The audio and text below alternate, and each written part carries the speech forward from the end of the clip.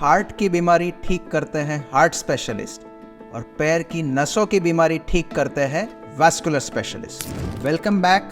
आज हम बात करेंगे पैर की नसों की तकलीफ कैसे दूर की जा सकती है। पेरिफेरल आर्टेरियल डिजीज जो पैर की आर्टरीज या खून की नसों में ब्लॉकेजेस की वजह से होता है, उसमें तकलीफ क्या होती है। जैसे हार्ट की नसों में ब्लॉक होने की वजह से हार्ट अटैक या छाती में दर्द होता है, वैसे ही पैर की नसों में ब्लॉकेज की वजह से लेग अटैक और लेग पेन होता है। पेरिफेरल आर्टेरियल डिजीज में खून की नसों में कोलेस्ट्रॉल और कैल्शियम जम जाने की वजह से जब ब्लड फ्लो वहाँ कम मिलता है तो इसको हम प्लाक या अथेरोस्क्लेरोसिस कहते हैं और उसकी वजह से पैर में कम खून जाता है। पेरिफेरल आर्टेरियल डिजीज की वजह से जो सिम्टम्स है, सबसे पहला पैर में चलने में प्रॉब्लम आना, और अगर इसको तब आइडेंटिफाई नहीं करें तो पैर में जख्म, अल्सर, गैंग्रीन और इवन एम्पुटेशन तक यही रोग आगे बढ़ सकता है। बेस्ड ऑन द सिवियरिटी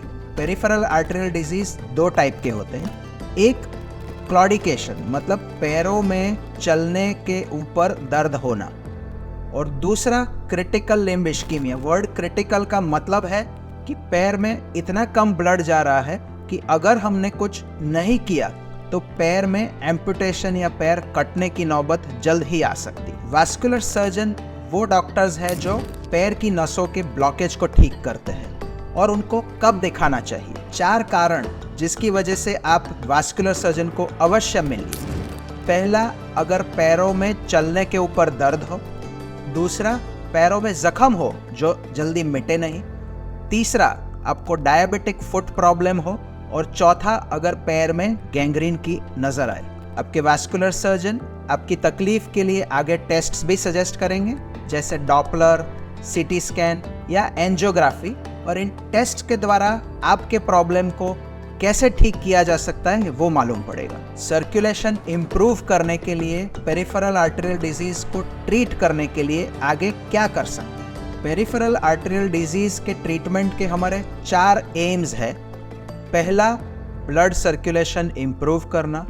दूसरा, आपके सिम्टम्स या प्रॉब्लम्स को कम करना, जैसे दर्द है तो वो दर्द कम करना। तीसरा, अल्सर्स को जल्दी हील करना, जो आपको पैर में जख्म हुए हैं उनको कैसे जल्दी ठीक किया जा सकता है। और चौथा और सबसे इम्पॉर्टेंट है, टू प्रिवेंट लेग एम्पुटेशन।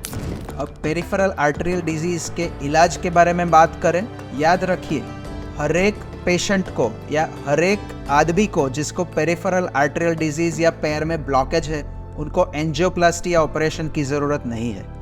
आपके वैस्कुलर स्पेशलिस्ट ही बेस्ट पर्सन होंगे आपको इस चीज़ के लिए गाइड करने के लिए। ट्रीटमेंट की बात करें तो सबसे पहला आएगा कंजर्वेटिव ट्रीटमेंट, ना कोई ऑपरेशन ना कोई एंजियोप्लास्टी।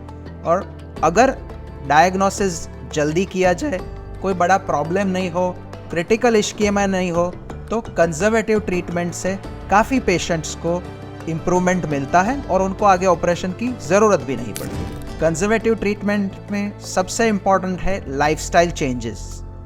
आप अपने डाइट को, अपने स्मोकिंग, टोबैको या ऐसी हैबिट्स को जितना कंट्रोल करें उतना ही आपका डिजीज़ या आपका प्रॉब्लम कंट्रोल में रहेगा।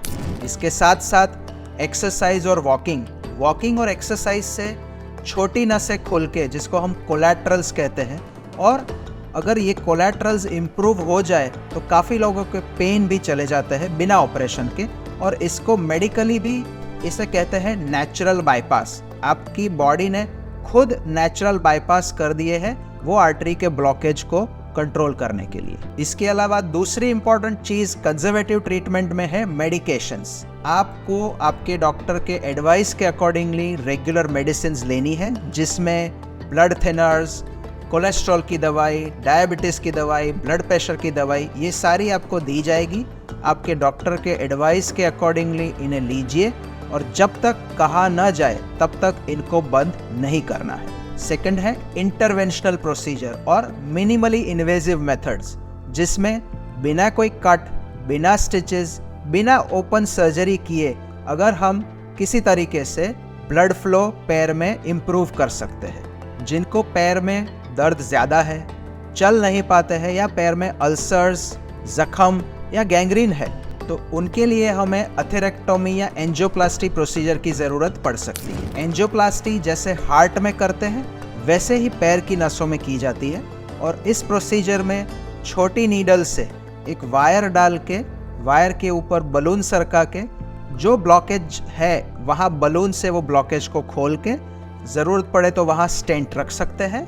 एंजियोप्लास्टी का फ़ायदा ये है कि ये मिनिमली इन्वेजिव है, कोई मेजर ऑपरेशन की ज़रूरत नहीं है, इसके रिजल्ट्स भी फेयरली एक्यूरेट या अच्छे हैं और इसमें जल्दी रिकवरी आती है। जिन लोगों में एंजियोप्लास्टी पॉसिबल नहीं है या एंजियोप्लास्टी के बाद भी नसें ब्लॉक हो गई है उनको कई बार सर्जरी की ज़रूरत पड़ती है।